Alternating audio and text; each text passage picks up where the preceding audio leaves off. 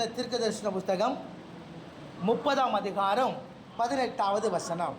ஆனாலும் மறுபடியும் முதல்ல வாசிங்க. ஆனாலும் உங்களுக்கு இறங்கும்படி கர்த்தர் என்ன பண்ணுவாரா? காத்திருப்பார். ஆனாலும் உங்களுக்கு இறங்கும்படி கர்த்தர் காத்திருப்பார். ஆமென். அடுத்தது, உங்கள் மேல் மனதுருகும்படி கர்த்தர் எழுந்திருப்பார். அடுத்தது, கர்த்தர் நீதி செய்கிற தேவன், அவருக்கு காத்திருக்கிற அனைவரும் பாக்கியவான்கள். அல்லேலூயா. இந்த ஏசாயா 30ஆம் அதிகாரம் 18ஆம் வசனம் சொல்லுகிறது, உங்களுக்கு இறங்கும்படி கர்த்தர் காத்திருப்பாராம். உங்கள் மேல் மனதுருகும்படி கர்த்தர் எழுந்திருப்பாராம். கர்த்தர் உங்களுக்கு நீதி செய்வார். அப்படி உங்களுக்காக இறங்குகிற, உங்களுக்காக மனதுருகும்படி இருக்கிற, உங்களுக்காக நீதி செய்கிற அந்த தேவனாகிய கர்த்தருக்கு நீங்கள் காத்திருக்கிற உங்களை பார்த்து கர்த்தர் சொல்லுகிறார், நீங்கள் பாக்கியவான்கள். அல்லேலூயா, அல்லேலூயா. இந்த வேத பகுதியை நாம் சற்று உற்று நாம் கவனித்தோமானால் இங்கே 4 காரியத்தை நாம் கவனிக்க முடியும். ஒன்று, உங்களுக்கு இறங்கும்படி கர்த்தர் காத்திருப்பார். உங்களுக்கு இறங்கும்படி கர்த்தர் காத்திருப்பார். இரண்டாவது, உங்கள் மேல் மனதுருகும்படி கர்த்தர் எழுந்திருப்பார். ரெண்டாவது என்ன சொல்லப்படுது? உங்கள் மேல் மனதுருகும்படி கர்த்தர் எழுந்திருப்பார். மூன்றாவது, கர்த்தர் நீதி செய்கிற தேவன் என்று சொல்லப்பட்டிருக்கிறது. கர்த்தர் யாரா? நீதி செய்கிற தேவன் என்று சொல்லப்பட்டிருக்கிறது. நான்காவது, அவருக்கு காத்திருக்கிற அனைவரும் பாக்கியவான்கள். மறுபடியுமாய் சொல்லுகிறேன், உங்களுக்கு இறங்கும்படி கர்த்தர் காத்திருப்பார். முதலாவது, உங்களுக்கு இறங்கும்படி கர்த்தர் காத்திருப்பார்.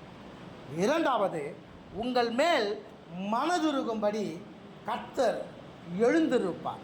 உங்கள் மேல் மனதுருகும்படி கர்த்தர் எழுந்திருப்பார். மூன்றாவது, கர்த்தர் நீதி செய்கிற தேவன். மூன்றாவது காரியம், கர்த்தர் யார்? அவர் நீதி செய்கிற தேவன். நான்காவது, அவருக்கு காத்திருக்கிற அனைவரும் பாக்கியவான்கள். அல்லேலூயா, சோத்திரம். இந்த ஏசாயா 30ஆம் அதிகாரத்தை நாம் கவனித்தோம் அப்படின்னா 1 முதல் 7 வசனங்கள், 1 முதல் 7 வசனங்களை நாம் பார்க்கும் பொழுது அங்கே இந்த சனகரிப்பு ராஜா என்ன செய்கிறான் அப்படின்னா, யூதாவுக்கு விரோதமாக எழும்பி வரான். அப்போ எழும்பி வரும்பொழுது யூதாவுக்கு அவனை குறித்து ஒரு பயம் உண்டாகுகிறது. இந்த பயமாகப்பட்டது அவனுக்கு எப்படி இருக்கிறதுனா ரொம்ப பயங்கரமாக இருக்கிறது. அப்பொழுது ஏசாயா தீர்க்கதரிசி போய் அவனை தேற்றுகிறார்.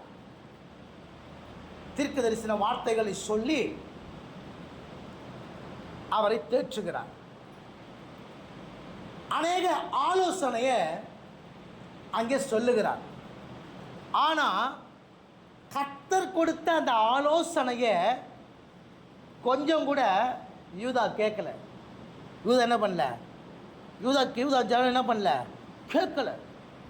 அந்த யூதாவின் ஜனம் கர்த்தருடைய ஆலோசனையை கேட்காம எங்கே போச்சு அப்படின்னா, அந்த 7ஆம் வசனத்தை நீங்கள் கவனிக்கும் போது பார்த்தீங்கன்னா, அவங்க எகிப்தை தேடி போகிறாங்க. எகிப்தினுடைய நிழலை தேடி போகிறாங்க. எதை தேடி போகிறாங்க? எகிப்தினுடைய நிழலை தேடி போகிறாங்க. ஏன்னா எகிப்து சாம்ராஜ்யம் எப்படிப்பட்டது? ரொம்ப பெருசு, பலம் வாய்ந்தது. அப்போது அவங்க தேவனுடைய நிழலைத்தான் தேடி வராம, தேவனுடைய வார்த்தையின்படி, தேவனுடைய ஆலோசனையின்படி நடக்காம, மனுஷனுடைய பாதுகாப்பை தேடி அங்கே போகிறாங்க. ஒரு மனுஷனுடைய பாதுகாப்பை தேடி என்ன பண்ணுறாங்க? போகிறாங்க. அதனால் 8ஆம் வசனத்திலிருந்து 17ஆம் வசனம் வரைக்கும் நீங்கள் பார்த்தீங்க அப்படின்னா, அங்கே அவர்கள் மேல் கர்த்தருடைய நியாய தீர்ப்பு வருகிறது. கர்த்தருடைய நியாய தீர்ப்பு வருது. எதனால் நியாய தீர்ப்பு வருது? கர்த்தர் சமூகத்தை தேடாமல், கர்த்தருடைய ஆலோசனையை கேட்காம, ஒரு மனுஷனுடைய பாதுகாப்பை நம்பி அது போதும். அதனால் தேவன் என்ன செய்கிறாருன்னா, அங்கே நியாய தீர்ப்பு அங்கே கட்டளை எடுக்கிறார். இப்போ இந்த இடத்துல யூதாவின் பாவங்கள் அப்படின்னு சொல்லி நம்ம கவனித்தோம்னா என்ன சொல்லப்பட்டிருக்கோம் அப்படின்னா, அவர்கள் முரட்டாட்டம் உள்ள புத்திரர் என்று சொல்லப்பட்டிருக்கும். அவங்க யார்? முரட்டாட்டம் உள்ள புத்திரர். இரண்டாவது, கர்த்தருடைய வாக்கை கேளாமல் போனவங்க அப்படின்னு சொல்லப்பட்டிருக்கும். ரெண்டாவது என்ன சொல்லப்பட்டிருக்கு? கர்த்தருடைய வாக்கை கேளாமல் போனவங்க. மூன்றாவது, எகிப்தின் நிழலிலே ஒதுங்க வேண்டும் என்று எகிப்துக்கு போகிறவர்கள். அதாவது மனுஷருடைய பாதுகாப்பை தேடுகிறவர்களாய் அங்கே அவர்கள் காணப்படுகிறார்கள். நான்காவது, உதவிக்காக எகிப்தை நம்பி இருக்கிறாங்க. உதவிக்காக யார் நம்பி இருக்கிறாங்க? எபிரேயர் 13ஆம் அதிகாரம் 6ஆவது வசனம் சொல்லுது, ஆதலால் நாம் தைரியம் கொண்டு கர்த்தர் எனக்கு சகாயர் என்று சொல்லுவோமா. எபிரேயர் 13:6 என்ன சொல்லுது?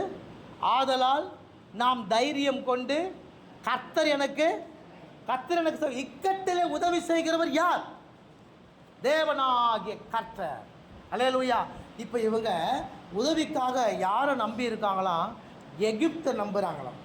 அடுத்தது ஐந்தாவதாக, இவங்க கர்த்தருடைய வல்லமையை நம்பாமல், கர்த்தருடைய பராக்கிரமத்தை நம்பாமல், இவங்க எகிப்தின் வல்லமையை சார்ந்து இருக்கிறாங்க. இதுதான் அவங்களுடைய எகிப்தினுடைய பாவம்.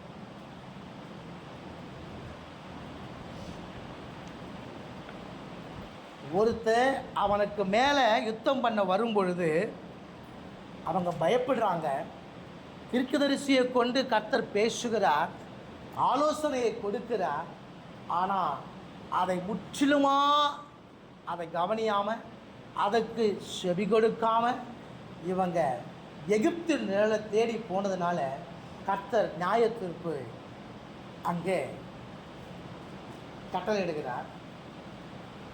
அதுக்கப்புறம் நான் சொல்கிறாரு இந்த 18ஆம் வசனத்தில், ஆனாலும் அது உங்களுக்கு இறங்கும்படி கர்த்தர் காத்திருப்பார், உங்கள் மேல் மனதுருகும்படி கர்த்தர் எழுந்திருப்பார். கர்த்தர் நீதி செய்கிற தேவன், அவருக்கு காத்திருக்கிற அனைவரும் பாக்கியவான்கள். அப்போது இந்த யூதாவின் மனுஷர்களில் கொஞ்சம் பேர் யார் மேலே நம்பிக்கை வைத்திருந்தாங்க தெரியுமா? தேவனாகிய கர்த்தர் பேரில் நம்பிக்கை வைத்திருந்தாங்க. யார் மேலே? கர்த்தர் மேலே நம்பிக்கை வச்சுருக்காங்க. நாம் பல வேளைகளில் தடுமாறுகிற ஒரு விஷயம் நம்பிக்கை. அது நம்பிக்கை.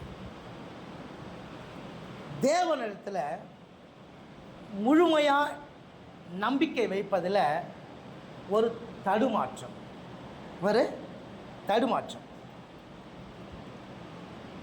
எல்லா காரியத்தையும் நானே முன்னின்று நடத்த வேண்டும் என்ற ஒரு எண்ணம். தேவங்கிட்ட அந்த காரியத்தை ஒப்பு கொடுப்பதில், அவர்கிட்ட ஒப்படைப்பதில் நமக்கு ரொம்ப தயக்கம். இதனால தான் அநேக காரியங்களில் நமக்கு வெற்றி கிடைக்க மாட்டுறது. சில வேளைகளில் நமக்கு கிடைக்கிற தோல்விகளையும் நாம் வெற்றி நினச்சிக்கிறோம். அதாவது தொடாதே என்று எத்தனை முறை எச்சரித்தோம்,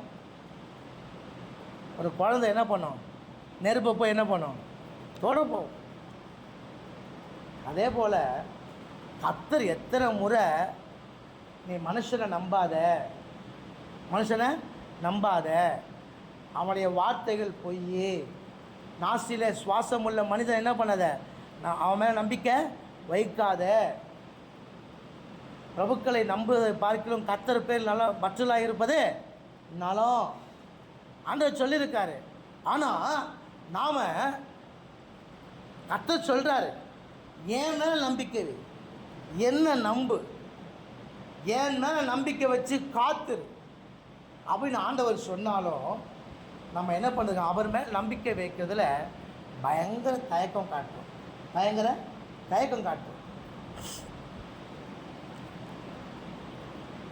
பேதுருவை பார்க்கும் பொழுது, பேதுரு கர்த்தருடைய வார்த்தையை நம்பும் பொழுது அவன் தண்ணி மேல் நடந்தான்.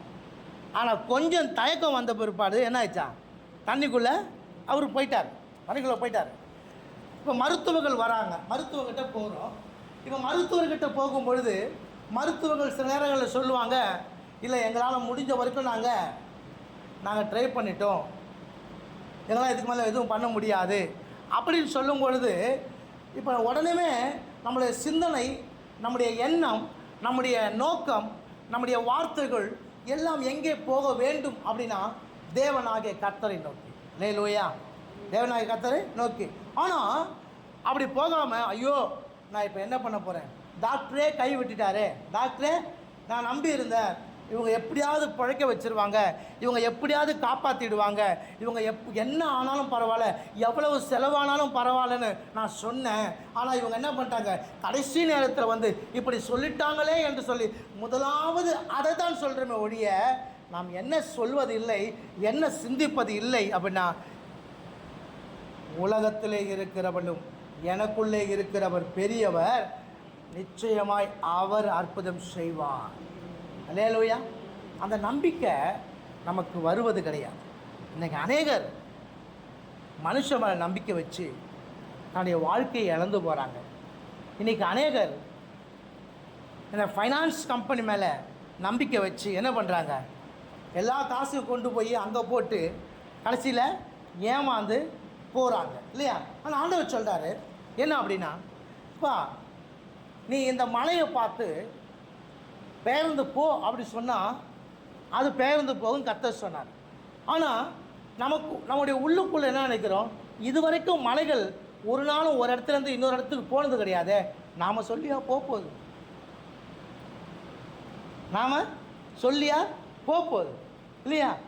மலை என்பது எதை குறிக்கிறது? ஒரு பெரிய பிரச்சனையை குறிக்கிறது. இந்த பிரச்சனையை பார்த்து கர்த்தர் சொல்லுகிறார், பேசு. சொல்லுங்கள், என்ன சொல்கிறாரு? நாம் பிரச்சனையை பார்த்து என்ன பண்ணுவோம்? ஜெபம் பண்ணுவோம். நாம் என்ன பண்ணுவோம்? பிரச்சனையை பார்த்து என்ன பண்ணுவோமா?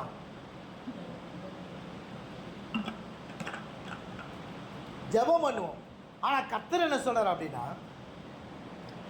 அந்த மலையை பார்த்து பேசு. புரியுதா உங்களுக்கு? ஏன் நாம் இப்படி தலைகீழாக செய்கிறோம்னாக்கா, செய்ய வேண்டிய நேரத்தில் செய்ய வேண்டியதை செய்யாதபடினால்தான் நாம் இந்த காரியங்களை தலைகீழ பண்ணுகிறோம். அல்லேலூயா. புரியுதா உங்களுக்கு? அதாவது நாம் ஜெபிக்க வேண்டிய நேரத்தில் ஜெபிப்பது கிடையாது, ஜெபிக்க வேண்டிய நேரத்தில் என்ன பண்ணுறது கிடையாது, ஜெபிப்பது கிடையாது. அதனால் என்ன பண்ணுறோமா, எல்லா நேரத்துலையும் என்ன பண்ணுறோம், ஒரே காரியம் சொல்கிறோம், ஆண்டவரே எப்படியாவது இந்த காரியத்தை எடுத்து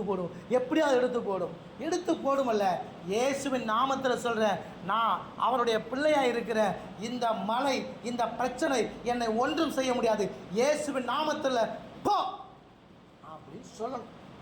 அல்லேலூயா. எத்தனை பேர் சொல்லுகிறோம் இல்லையா? யாரும் சொல்வது கிடையாது. ஏன்? பயம். என்ன பயம் தெரியுமா? முழுமையாக கர்த்தர் மேலே நம்பிக்கை வைக்கிறேன். அல்லேலூயா. ஏசாயா எழுதின தீர்க்கதரிசன புத்தகம் 26ஆம் அதிகாரம் 3வது வசனத்தை வாசியுங்கள். ஏசாயா 26ஆம் அதிகாரம் 3வது வசனம்.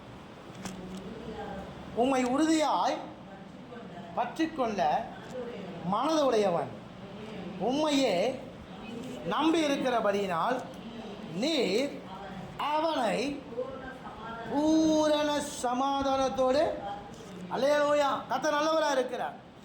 இப்போ நம்முடைய நம்பிக்கை எப்படிப்பட்டதாக இருக்க வேண்டும் அப்படின்னா, அந்த வசனம் சொல்லுது, உம்மை உறுதியாய் பற்றி கொண்ட மனதை உடையவன் உம்மையே நம்பி இருக்கிறபடினால் நீர் அவனை பூரண சமாதானத்தோடு காத்து கொள்வீர் என்று சொன்னார். அல்லேலூயா. அப்போது அந்த நம்பிக்கையை குறித்து சொல்லும் பொழுது வசனம், வேதம், சத்தியம் என்ன சொல்லுதுன்னா, பற்றி கொள்வது போல இருக்கணுமா. நம்பிக்கை எப்படி இருக்கணுமா? ஒரு விஷயத்தை எப்படி இருக்கணும்? டைட்டாக பிடிச்சிக்கிற மாதிரி இருக்கணும். உடும்பு இருக்கு இல்லையா, உடும்பு ஒரு இடத்துல போயிடுச்சு அப்படின்னா எப்படி பண்ண பண்ணுங்க அப்படின்னா டைட்டாக பிடிச்சிக்கும். அதை என்ன பண்ண முடியாது, இழுத்தாலும் இருக்க முடியாது. அந்த காலத்தெல்லாம் பார்த்தீங்க அப்படின்னா சில கோட்டைகளை ஏறுவதற்கு இதான் பயன்படுத்துவாங்களாம். பாலில் கட்டி தூக்கி போட்டாங்க அப்படின்னா அதை அப்படியே நின்றுக்கும். என்ன பண்ணுவாங்க, ஏறுவாங்க. அந்த அளவுக்கு அது என்ன பண்ணோம், ஒரு பொருள் மேலே அது பற்றிக்கொள்ளும், ஒட்டிக்கொள்ளும். அதே போல தான் நீங்களும் நானும் கர்த்தர் மேலே நம்பிக்கை வைக்கிறது எப்படின்னா, அவரை அப்படியே ஒட்டிக்கணும், பற்றிக்கொள்ளணும், விடவும் கூடாது, அப்படி இருக்கணும்.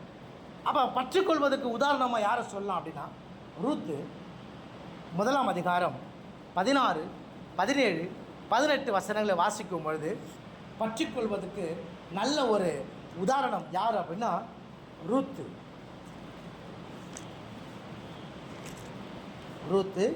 1 அதிகாரம் 16, 17, 18 வசனங்கள்.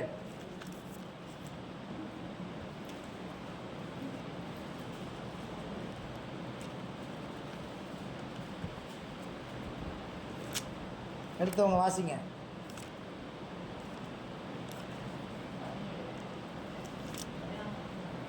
ஆ 16, 17, 18.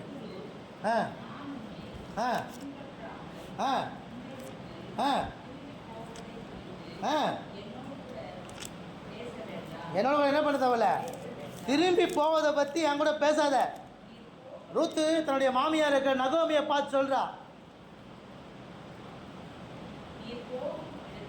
நீர் போகும் இடத்திற்கு நானும் வருவேன், நீர் தங்கும் இடத்திலே நானும் தங்குவேன்.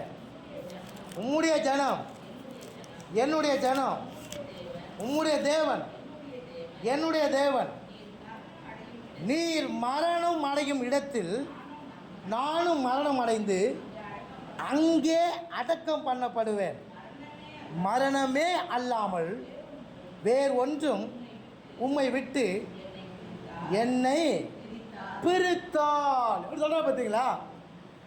நகோமி சொல்கிறா என்ன அப்படின்னாக்கா, என் புருஷன் இறந்து போயிட்டான், உங்கள் புருஷனும் இறந்து போயிட்டான், இங்கே பஞ்சம்,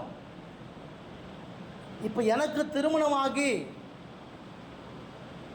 இன்னொரு பிள்ளை பிறக்கும் வரைக்கும் உங்களால் பொறுத்திருக்க முடியாது. ஏன், உங்களுக்கு என்ன ஆகிடும், வயசாகிடும். அதனால் நீங்கள் என்ன பண்ணுங்க அப்படின்னா, உங்களுடைய வாழ்க்கையை நீங்கள் பார்த்து கொள்ளுங்க அப்படின்னு சொல்லும் பொழுது அவளுடைய இன்னொரு மருமகளாகிய ஓர்பால் என்ன பண்ணுறா அப்படின்னா கிளம்பி போயிடுறா. ஆனால் ரூத்து தன் மாமியார் கூடவே நிற்கிறா. அப்போ நகோமி சொல்கிறா, அவள் போயிட்டா பாரு, உன் சகோதரி என்ன பண்ணிட்டா, போயிட்டா பாரு, நீ ஏன் நிற்கிற, நீயும் போ அப்படின்னு சொல்லும்பொழுது அவள் சொல்லுகிற வார்த்தை தான் இந்த வார்த்தை, மரணம் அடையும் வரைக்கும். என்னது, நான் உம்மை பின்பற்றுவேன், உம்மோடு கூட இருப்பேன், நீ எங்கே இருக்கிறியோ அங்கே நான் இருப்பேன், நீ உட்காந்தா உட்காருவேன், நின்னா நிற்பேன், நீ சாப்பிட்டா சாப்பிடுவேன், நீ செத்தா நான் செத்துருவேன். புரியுதா உங்களுக்கு? அதான் பற்றிக்கொள்ளுதல். அதான் என்னது, பற்றிக்கொள்ளுதல் இல்லையா? யோவான் சுவிசேஷம் 15 அதிகாரத்தில் கர்த்தர் சொல்கிறாரு, ஒரு செடி ஒரு கொடி ஊமையை வைத்து சொல்கிறாரு, ஒரு செடியில் எப்படி ஒரு கொடி பற்றி கொள்ளுதோ அதே போல் நீங்கள் என்ன பண்ணணும், என்னை பற்றி கொள்ளணும். அப்போ தான் நீங்கள் என்ன பண்ண முடியும், எல்லாவற்றையும் நீங்கள் செய்ய முடியும். என்னை அல்லாமல் உங்களால் எதுவுமே செய்ய முடியாது. நம்முடைய நம்பிக்கை எப்படிப்பட்டதாக இருக்கணும் அப்படின்னா, ரூத்தை போல அப்படியே தன்னுடைய மாமியை பற்றி கொண்டு அவள் பின்னாலேயே அவள் போனது போல நீங்களும் நானும் எப்படிப்பட்டவர்களை காணப்படணும் அப்படின்னா, கர்த்தர் போகிற இடத்துக்கு நாம் போகணும். கர்த்தர் போகிற இடத்துக்கு நாம் என்ன பண்ணணும்? போகணும் இல்லையா? இயேசுவை பற்றி நல்லா கேள்விப்பட்டிருந்த, நன்கு அறிந்திருந்த மார்த்தாள் மரியாள் அந்த சகோதரிகளுடைய வாயிலிருந்து வந்த வார்த்தை, ஆண்டவரே நீர் இங்கே இருந்திருப்பீர் என்றால் என் சகோதரன். இன்றைக்கி நிறைய தடவை நம்முடைய வாழ்க்கையில் அப்படி தான் இல்லையா? நீங்கள் மட்டும் இங்கே இருந்திருந்தா, அதாவது அவங்க என்ன சொல்கிறாங்க, நீங்கள் மட்டும் இங்கே இருந்திருந்தா அப்படின்னு கேட்குறாங்க. நாம் என்ன சொல்கிறோம் அப்படின்னா, நீங்கள் மட்டும் என் ஜபத்தை கேட்டு இருந்தா. நாம் என்ன சொல்கிறோம்?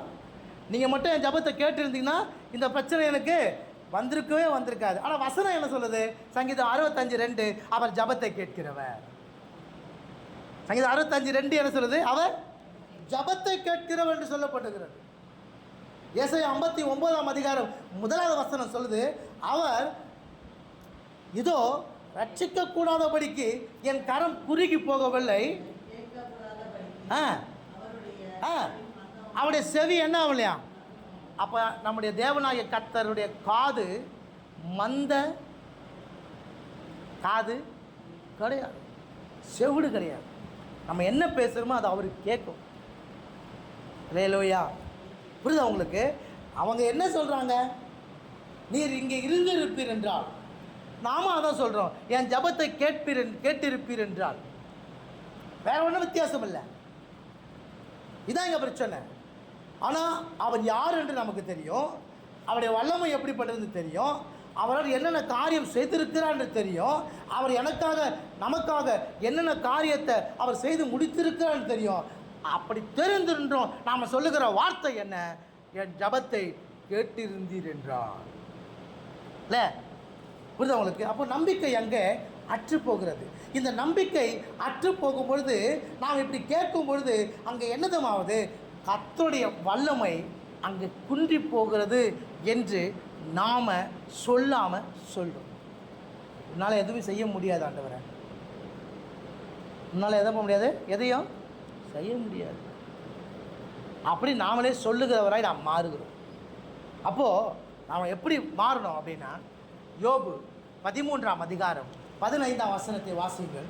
யோபு 13:15 அவர் சொல்லுகிற நல்ல வார்த்தை. எல்லாவற்றையும் இழந்து நிற்கிறார், எல்லாவற்றையும் இழந்தவனாய் தன்னுடைய பிள்ளைகளை, தன்னுடைய சொத்துக்களை, தன்னுடைய நிம்மதியை எல்லாவற்றையும் இழந்து நிற்கிறவனாய் காணப்படுகிற அந்த வேளையில் யோபு சொல்லுகிற வார்த்தை, அவர் என்னை கொன்று போட்டாலும், அல்லேலூயா, அவர் என்னை கொன்று போட்டாலும், யோபு 13:15 சொல்லுது, அவர் என்னை கொன்று போட்டாலும் நான் என்ன பண்ணுவேன்னா அவர் மேல் நம்பிக்கையாக இருப்பேன், அவர் மேல் நம்பிக்கையாக இருப்பேன்.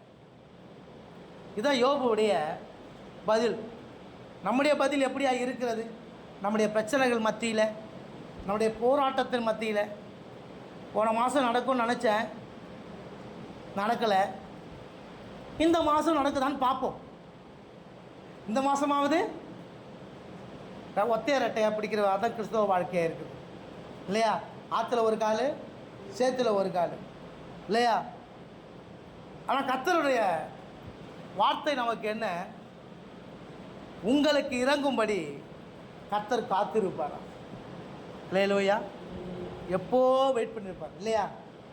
அந்த இளையகுமாரனுக்காக அவன் தூரதேசத்துக்கு போயிட்டு துன்மார்க்கமாக ஜீவித்து கொண்டு இருக்கிறான்.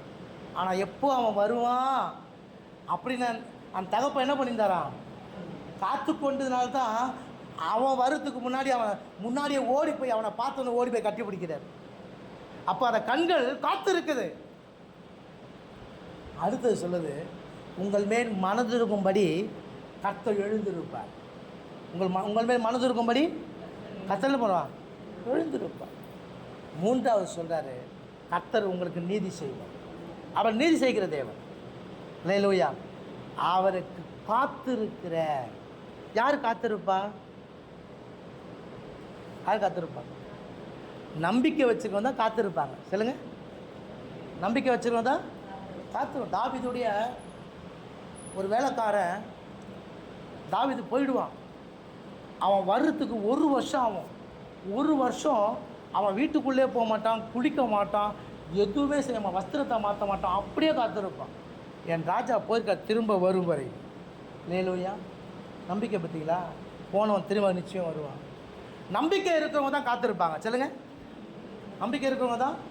கழுகு 40 நாள் மலை உச்சியில் போயிட்டு வெயிட் பண்ணுமா. தன்னுடைய தன்னுடைய இறகுகளை தன்னுடைய வாங்கினாலே பிச்சு போட்டுட்டு இருக்கும். உடம்புல ஒரு ரெக்கை கூட இருக்காது. எப்படி இருக்கும்? அதை கொஞ்ச நாள் முளைக்க ஆரம்பிக்கும், அது வரைக்கும் வெயிட் பண்ணும். அது முளைச்சி நல்ல ஆன பிற்பாடு மேலேருந்து வரும் பார்த்தீங்களா, அது வர ஸ்பீடுக்கு ஒரே ஒரு அடி அடித்தா எந்த மிருகம் செத்தே போடும். அந்த அளவுக்கு பவர், அந்த அளவுக்கு. காரணம் என்ன? காத்திருப்பதில்லை. புரியுதா உங்களுக்கு? அப்போ யார் பாக்கியவான்கள்? காத்திருப்பவர்கள். யார் காத்திருப்பவர்கள்? அவர் மேல் நம்பிக்கையாக இருப்பவர்கள். அல்லேலூயா. புரியுதா உங்களுக்கு? 4 மாதங்கள் கடந்து போயிற்று அப்படின்னு தயவு செய்து என்ன பண்ண வேண்டாம். நீங்கள் புலம்பவோ கவலைப்படவோ நீங்கள் வேண்டாம். இந்த 5வது மாதத்தில் நிச்சயமாய் உங்களுக்காக கர்த்தர் இறங்குவார், உங்களுக்காக கர்த்தர் மனதுருகுவார், உங்களுக்காக கர்த்தர் எழும்புவார், கர்த்தர் நீதி செய்வார். நிச்சயமாய் கர்த்தர் உடைய வாய் இதை சொல்லியிருக்கிறபடினால நீங்கள் பாக்கியவான்களாக இருக்கும். ஆமென். அல்லேலூயா. நம்ம யோபை போல, ரூத்தை போல கர்த்தரை முற்றிலுமாய் பற்றி கொள்ளுவோம். கர்த்தரை முற்றிலுமாய் பற்றி கொள்ளுவோம். இந்த வார்த்தை சொல்லியிருக்கிறது. இந்த வார்த்தையின்படி நிச்சயம் கர்த்தர் எனக்கு நீதி செய்வார் என்று நம்பிக்கை வைங்க. நிச்சயமாய் கர்த்தர் செய்வார். இல்லையா இல்லையா? அவர்கள் அந்த சகோதரர்களை பார்த்து ஆண்டவர் சொன்ன, அவங்க சொல்கிறாங்க, நீங்கள் இருந்திருப்பீர்கள் ஆனால் என் சகோதரன் மரித்திருக்க மாட்டான். நீ விசுவாசித்தால் தேவனுடைய மகிமையை காண்பாய். அல்லேலூயா. புரியுதா உங்களுக்கு? அப்போது என்ன அர்த்தம்னாக்கா, வந்திருக்கிற யாருன்னு தெரிஞ்சாக்கா நீ அப்படி சொல்ல மாட்ட. இல்லையா? அப்போ நீ ஆராதிக்கிறவர் யார்? நீ ஆராதிக்கிற தேவன் எப்படிப்பட்டவர்? நீ ஆராதிக்கிற தேவனுடைய வல்லமை எப்படிப்பட்டது? அவர் என்னென்ன காரியங்களை செய்திருக்கிறார் என்ற காரியத்தை நீ முற்றிலுமாய் அறிந்திருந்தானால் நம்பிக்கையோடு கூட காத்திருப்ப. கர்த்தர் நிச்சயமாய் காரியங்களை வாய்க்க செய்வார், உனக்கு நீதி செய்வார். ஆமென். அப்போ இந்த 5வது மாதத்தில் கர்த்தர் உனக்கு நீதி செய்வார், உனக்காக மனம் இறங்குவார், உனக்காக அவர் என்ன பண்ணுவார்? இறங்குவார். நிச்சயமாய் நீங்கள் பாக்கியவான்களாய் காணப்பட போகிறீங்க. இல்லையா? கர்த்தர் நல்லவர். எல்லாரும் கண்களை மூடுவோமா? கர்த்தர் நல்லவராக இருக்கிறார். பிரியமானவர்களே, இந்த 5வது மாதத்தில் தேவன் நமக்கு கொடுத்த மகிமையான வார்த்தை ஏசாயா 30ஆம் அதிகாரம் 18வது வசனம். உங்களுக்கு இறங்கும்படி கர்த்தர் காத்திருப்பார், உங்கள் மேல் மனதிருங்கும்படி கர்த்தர் எழுந்திருப்பார். கர்த்தர் நீதி செய்கிற தேவன். அவருக்கு காத்திருக்கிற அனைவரும் பாக்கியவான்கள் என்று சொல்லப்பட்டிருக்கிறது. ஆம் பிரியமானவர்களே, இந்த 5வது மாதத்தில் எல்லாவற்றையும் உங்கள் வாழ்க்கையில் கொடுக்கும்படிக்கு, எல்லாவற்றையும் உங்கள் வாழ்க்கையில் செய்து முடிக்கும்படிக்கு, உங்கள் வாழ்க்கையில் நீதி செய்யும்படிக்கு கர்த்தர் இறங்கி காரியங்களை நடப்பிக்க போகிறார். அதனால் நீங்கள் பயப்பட வேண்டாம். நீங்கள் நினைத்திருக்கிற காரியத்தில் ஒரு பெரிய ஜெயத்தை தேவனாகிய கர்த்தர் கட்டளையிடுவாராக. நீங்கள் நினைத்திருக்கிற எதிர்பார்த்திருக்கிற காரியங்களில் கர்த்தர் ஒரு பெரிய காரியங்களை செய்வாராக. அவர் மேல் நம்பிக்கை வைத்து அவருக்காக காத்திருங்க. நிச்சயமாய் கர்த்தர் செய்வார். இந்த மாதம் உங்களுக்கு ஒரு அற்புதத்தின் மாதமாக இருக்கும். நம்பிக்கை வையுங்க. கர்த்தர் பெரிய காரியங்களை அவர் செய்வார்.